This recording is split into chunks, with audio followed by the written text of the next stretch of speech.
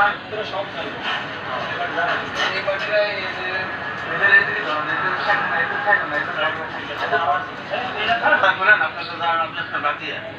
আমি দরজা বললাম খোলার পরে সেই এত লম্বা রামদা জায়গায় আমার ঘেঁটি এখানে ধরছে। ধরার পরে আমাকে বলে যে 5 লাখ টাকা দিবি এখন। তা আমি বললাম আমি বাড়ি থেকে আসছি গত পরশু, আমার আম্মা মারা গেছে, আমার কাছে টাকা দিতে পারে, কিছু ভাড়া দিয়ে কিছু টাকা দিছে, আর আমার বাতিজে একটা গত পরশু বিদেশ থেকে আসে কিছু দিয়েছিল চলতে দিয়ে টোটাল প্রায় 2 লাখ টাকার মতন। এই টাকাগুলো সব নিয়ে গেছে এবং আমাকে এখানে কয়েকটা বাড়ি দিচ্ছে। যাওয়ার সময় বলছে কাউকে বলবি না, কালকে 5 লাখ টাকা দিয়ে দিয়ে ফেলছি, এটা বলছে। কোন বাসাটা আপনাদের? কোন বিল্ডিং গেট লাগানো ছিল না? গেট লাগানো ছিল। এই আমার কাকা কাকাকে দিনের বেলা সবসময় কয়েকটা কোলের সমস্যায় আমি একটু কথা বলি তাদের। হ্যাঁ জানি, এর বাপের নাম হচ্ছে সিরাজ, এর নাম হচ্ছে আলমগীর, এই আরো 2 জন নিয়ে ঢুকছে। সেটা এবং আমাকে কয়েকটা বাড়ি দিচ্ছে দোনো হাতে। বলছে নেহাত হেঁটে ধরার চেষ্টা করেন, ওর বাপের নাম হচ্ছে সিরাজ, ওর নাম হচ্ছে আলমগীর। ওই এলাকাতে বহুত মানুষ তো চালাইতে আছে।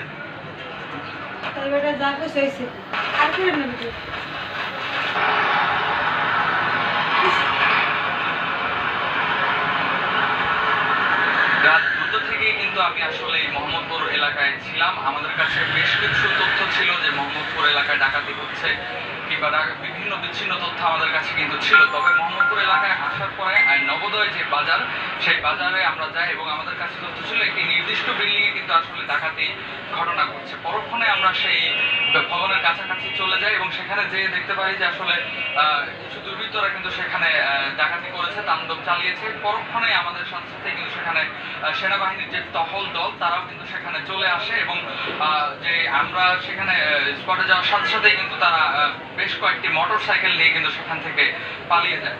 সেই বাসা থেকে আমরা সেই বাসার যে নিরাপত্তার দায়িত্বে ছিলেন যিনি, তার সাথে আমরা কথা বলেছি। কথা বলে যদি জানতে পারি যে সেখানে চাচা বলে আসলে গেটে নক করা হয়েছিল, সেই গেট দরজা খোলার পরে কিন্তু আসলে ডাকাত দলরা সেই ভবনের ভেতরে ঢোকে এবং সেখান থেকে বেশ কিছু নগদ অর্থ সহ বেশ কিছু মালামাল কিন্তু তারা লুটপাট করে নিয়ে যায়।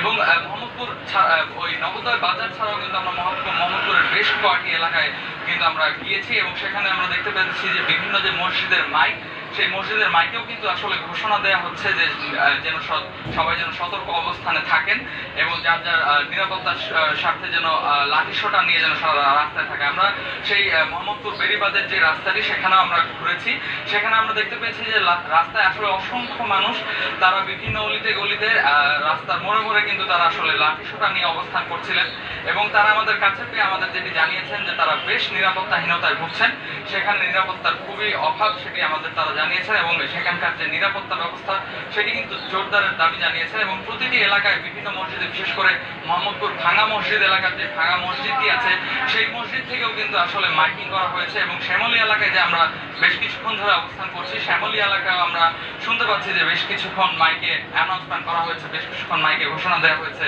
যেন সবাই নিরাপত্তা অবস্থানে যা যাচ্ছে যেন তাই নিয়ে সতর্ক অবস্থানে থাকে, এমন ঘোষণায় কিন্তু আমরা কিছুক্ষণ পরপরই কিন্তু মাইক থেকে পাচ্ছি। তবে এলাকাবাসীরা আমাদের যেটি জানিয়েছেন যে তারা এখানে বেশ জড়ো হয়ে বেশ কিছু মানুষজন কিন্তু একসাথে তারা নিরাপত্তা প্রহরীর হিসেবে অপেক্ষা করছেন এবং নিরাপত্তা যেন এখানে আরো বাড়ানো হয় সেই জোর দাবি কিন্তু তারা আমাদের কাছে করেছেন।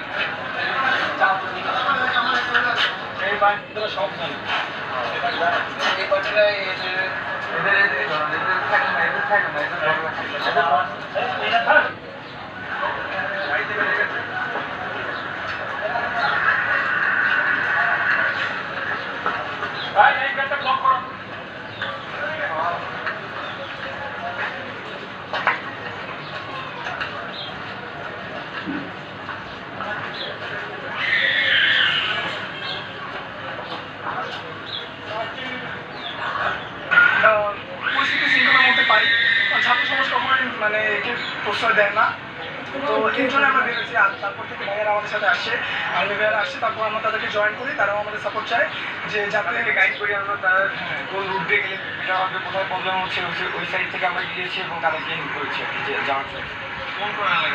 আমরা বেসিক্যালি মোহাম্মদপুর রিং রোড থেকে শুরু করে তাজমহল, নুরজাহান রোড, তারপরে bus stand, Mohammad bus stand, তারপরে এই যে এদিকে ঢাকা উদ্যান, যেই সব এরিয়াগুলোতে খুব বাজে অবস্থা ছিল, খুব মানে বিশৃঙ্খলা তৈরি হয়েছিল, ওইগুলোতে আমরা কভার করার ট্রাই করেছি রাউন্ড দিয়ে আর্মির সাথে।